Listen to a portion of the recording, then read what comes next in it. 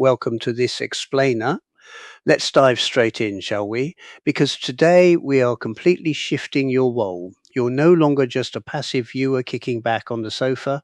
You are officially being summoned for jury duty. We are looking at a framework called the Court of Common Law. And this explainer is your official guide to understanding exactly how this whole system works and, more importantly, the power you hold within it. So, the first big question we have to ask is, are you ready to pass judgment?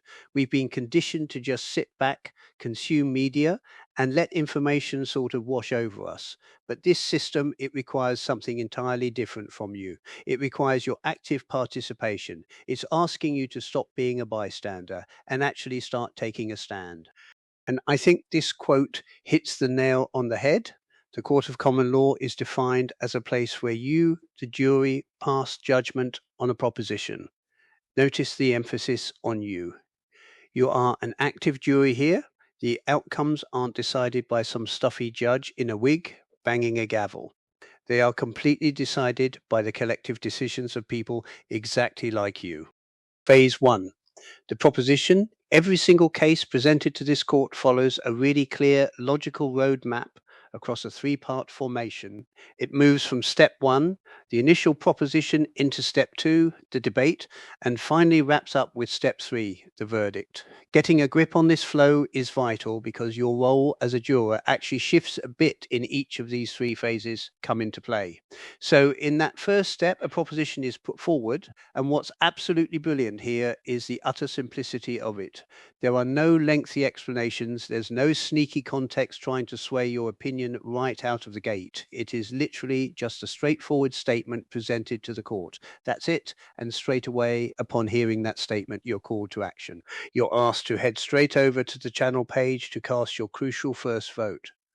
This initial gut reaction vote is so essential.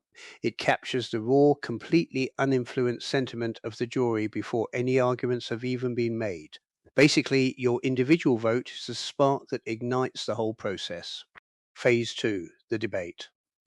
Now, this is where the difference between a passive watcher and an active jury member becomes incredibly stark. A passive watcher might just let the upcoming arguments play out like background noise.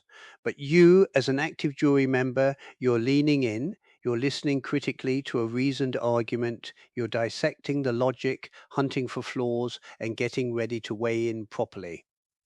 During the second phase, two advocates take the floor. They are going to present highly structured, reasoned arguments both in favor of and against the court issue at hand.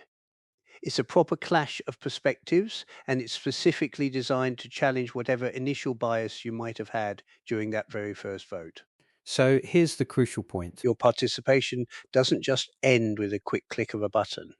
You, the jury, are strongly urged to get into the comment section below and share your insights. Argue your point, because as we're going to see in a second, the thoughts you type out down there will actually shape the final arguments of the trial. Literally, your voice steers the direction of the case. Phase 3, the verdict. This is where the system truly rewards you for getting involved. In this third and final phase, the absolute best points pulled directly from your comments are highlighted right there on the screen. The advocates then take those points and build upon them. They literally adapt their final cases based on your insights. It is a stunning feedback loop where the jury is essentially writing the script for the final arguments. No way you get that in a traditional courtroom. Then, after those final jury influenced arguments are made, the hammer finally falls. The verdict is officially recorded on the UK online website.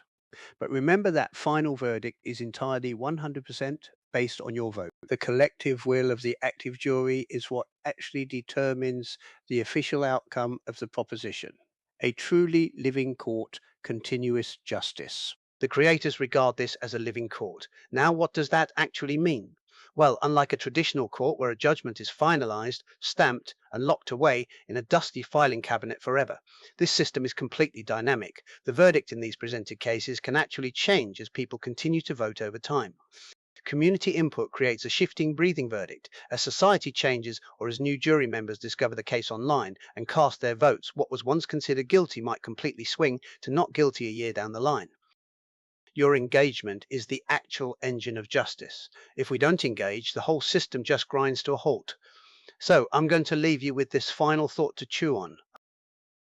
Are you ready to take your seat in the jury box? The propositions are waiting, the advocates are prepared, and the living court desperately needs its jury. The only question is, how will you cast your first vote?